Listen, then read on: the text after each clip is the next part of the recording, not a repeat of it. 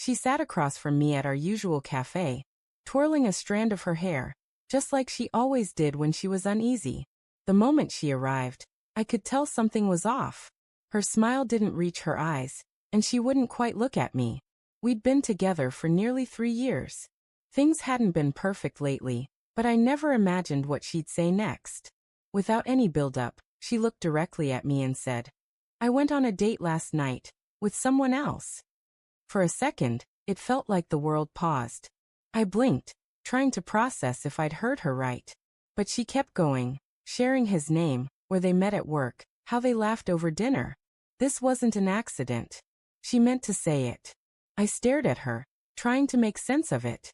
There wasn't an ounce of remorse in her expression. Instead, it felt like she was testing me, seeing how far she could push. Maybe she thought I'd plead with her.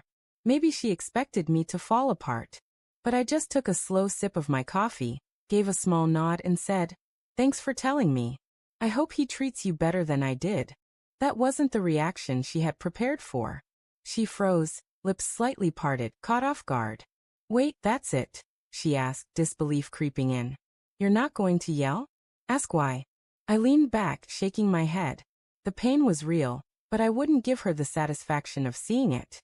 I told her, "I don't fight to stay where I'm not wanted. If you needed someone else, then we were already over.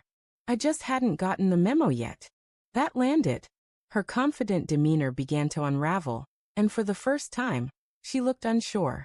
She started to backpedal, saying she didn't mean for it to go so far, that she was confused, just trying to figure things out. But her words felt empty. She realized, a little too late, that what she'd done wasn't courageous, it was cruel. And my calm response?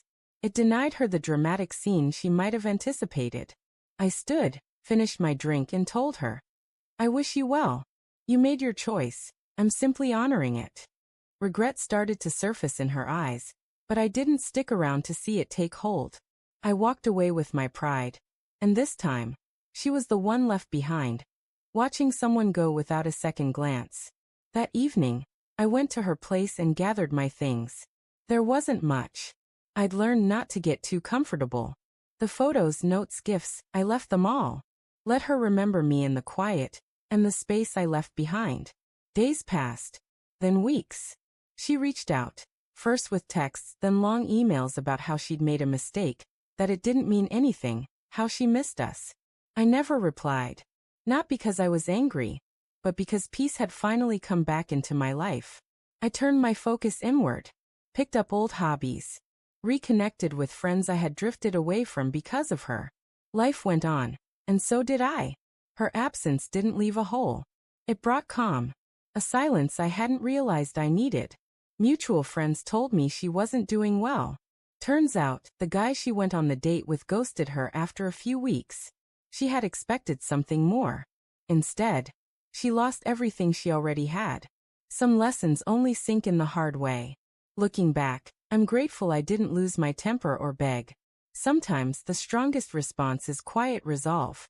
My silence spoke volumes. My self-respect outweighed any fleeting emotion. She told me about that date thinking it would break me. But my reaction changed everything. She lost a man who genuinely cared. And I gained the freedom she never thought I'd find.